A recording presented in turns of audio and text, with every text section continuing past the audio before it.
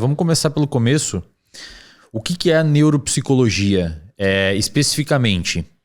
O que são funções executivas e por que a área da neuropsicologia se ocupa em tentar quantificar uma coisa qualitativa, como, por exemplo, a atenção?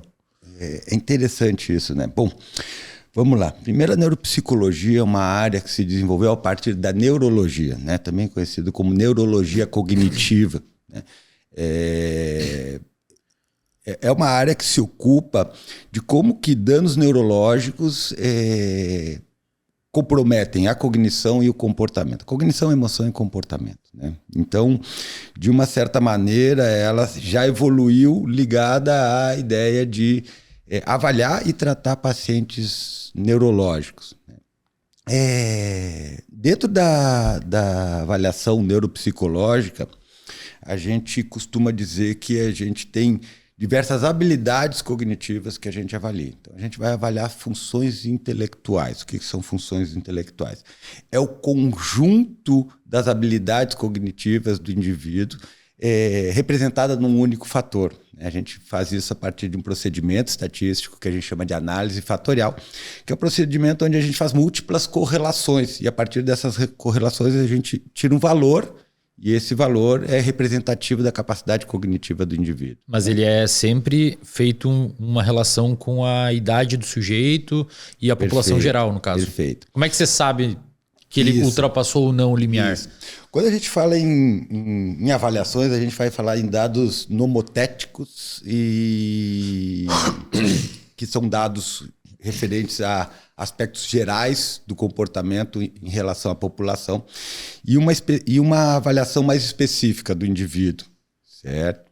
Essa ideia de fazer duas avaliações, uma onde você compara o indivíduo com a população geral e outra onde você compara o indivíduo com ele mesmo, depende dessa avaliação das funções executivas globais ou funções intelectuais, ou como o pessoal costuma chamar de QI, né, o quociente intelectual.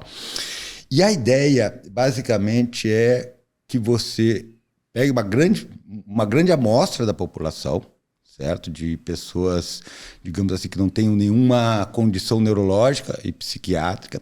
E a partir delas, você cria uma média, né? Uma média e um desvio padrão para cada uma para essas habilidades.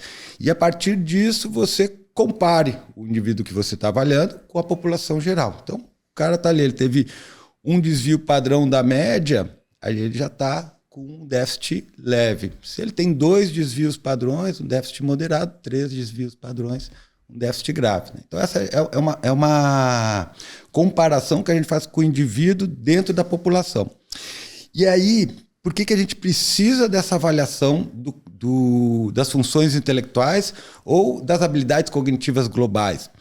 Porque essa análise fatorial, que são múltiplas correlações dos resultados dele em cada subteste, eu consigo ver quais que estão no nível de funcionamento dele, quais que estão acima do nível de funcionamento dele e quais que estão abaixo do nível de funcionamento dele. Então, eu comparo primeiro ele com a população, depois vou comparar a partir desse índice, né, que é feito pela análise fatorial, como é que as habilidades transitam ali. Então, de uma certa maneira, boa parte da avaliação neuropsicológica é estabelecer o funcionamento global do indivíduo e daí começar a avaliar as funções individualmente. Perfeito. Né? Então eu vou avaliar a memória, vou avaliar a atenção, vou avaliar a linguagem, vou avaliar as funções executivas, vou avaliar visoconstrução, vou avaliar o humor,